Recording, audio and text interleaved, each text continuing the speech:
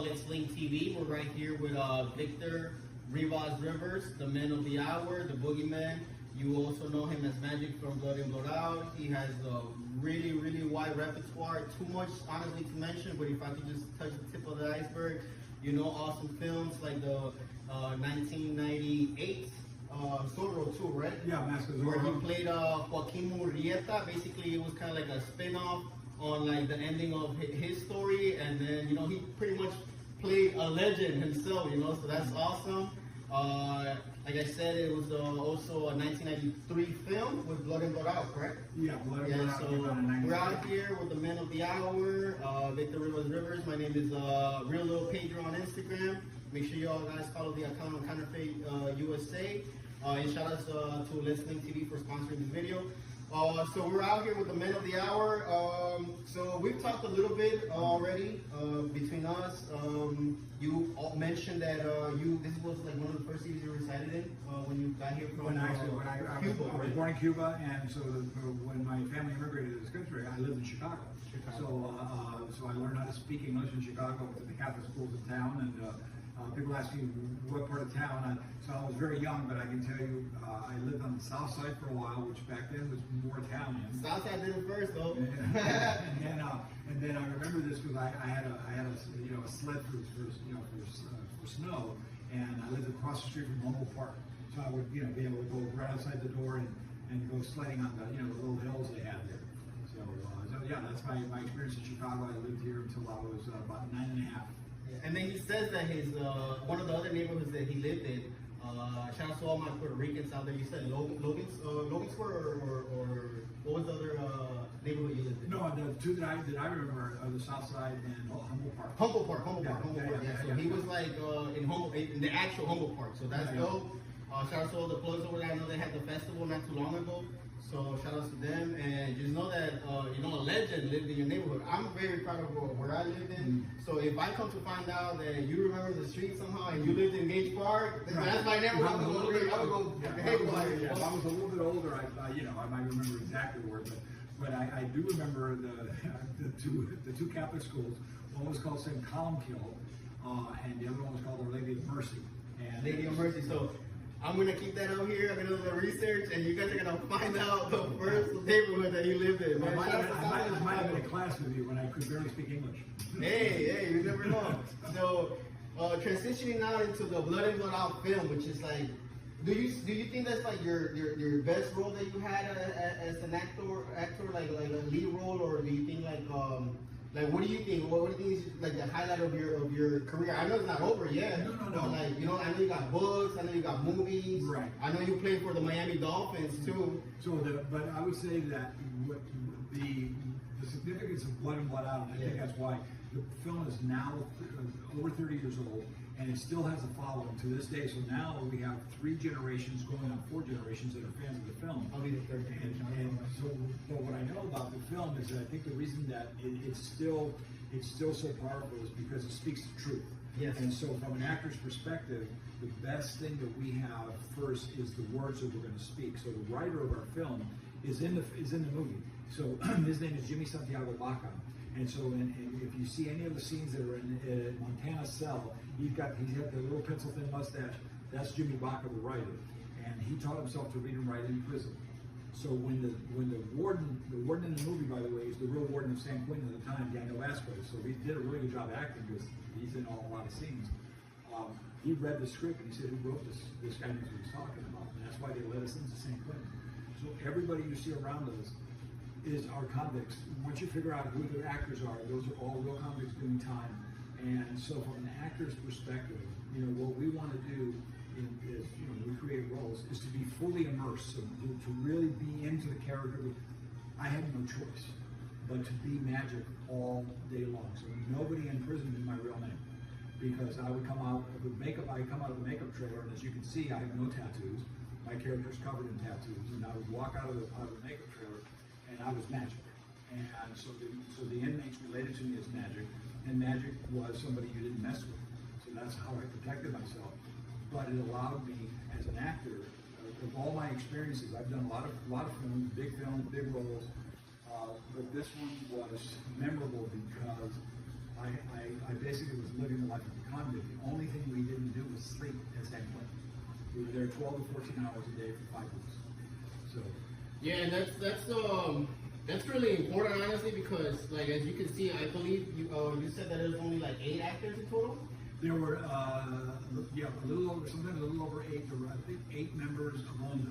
Yeah. And then you had Billy Bob Thornton and Tom Tolles, who were in the Aryan Brotherhood, and then you had Delroy Lindo, who was the Bonafide, and then his chief, like his warlord, like my characters. Well, the rest of the inmates, they were everybody like 100%. 100% convicts. They're not extras.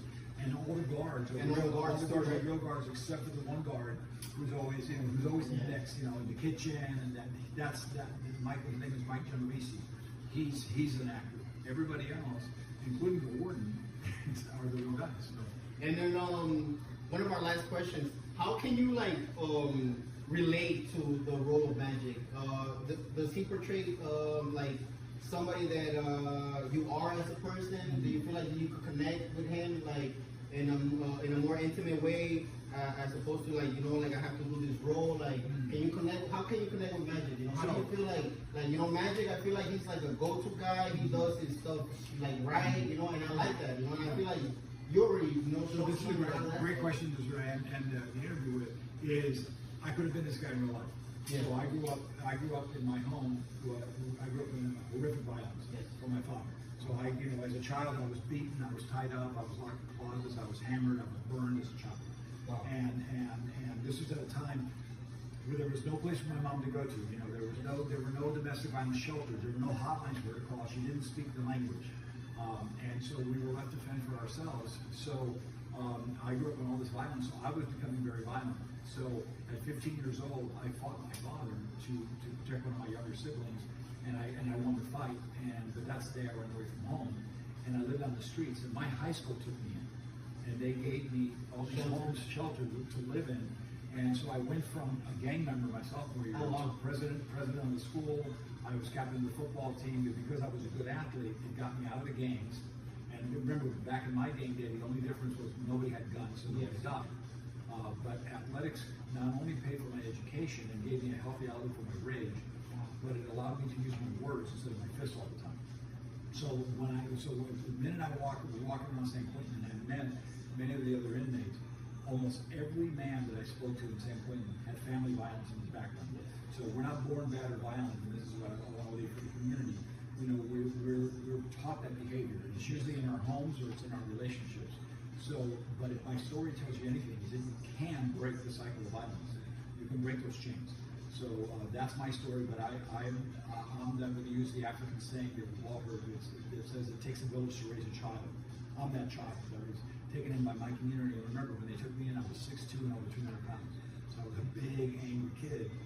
But they saw something in me I didn't see in myself. So reach out to that kid, reach out to that family, and try to make a difference so we can live in a safer, more peaceful world. So that's how you transition into you were like the captain of the football team, you were doing all that, and then that's how you went into college football. You did college football too for some years, and then that's how you got into the I was a free agent draft pick for the lowly free agent for the Miami Dolphins. So that was kind of like your therapy for the time being until you became like an actor and you wanted to do it like. It gave me a healthy outlet for my rage because I was obviously an angry. And it's a contact sport, so that's how you were like alleviating all the stress. I was a really good baseball player. I was being recruited for baseball too. Oh wow, baseball player too? I was a pitcher. I was a really fast pitcher, but football gave me this outlet that I needed. So this is why you gotta pay attention to your kids. Honestly, I can relate to that story because my father, he passed from overdose of cocaine. Let's be totally translucent. I can relate to that. He beat us too. He had a second family. I have siblings that I haven't met in years. So I could totally relate to that. And honestly, if it wasn't because of that, then I probably would have been following his footsteps. I don't want to say I'm glad because he did teach me how to be like a man in life. Tough enough. He gave me that tough love. And nonetheless, that was very tragic. Detrimental to my mentality. But then it also lit a spark because then it's don't take life for granted. Do the things you gotta do and then just go get it. We're here for a good time, not a long time. So let's make the best of our things. And that is awesome. I'm glad that you came to the Pilsen Neighborhood. I'm glad that you are como diton, honestly, I see you almost like another father figure, like a father that I never had. That you know, like you taught us how to be hechos y derechos. You know, like from on film. You know, and then for me to go forward like 20 years. You know, because I got here when I was 11, 12. I seen the movie when I was like 11. You know, going fast forward like 19 years. To get to meet you, it's an honor. It's a pleasure having you here. You know.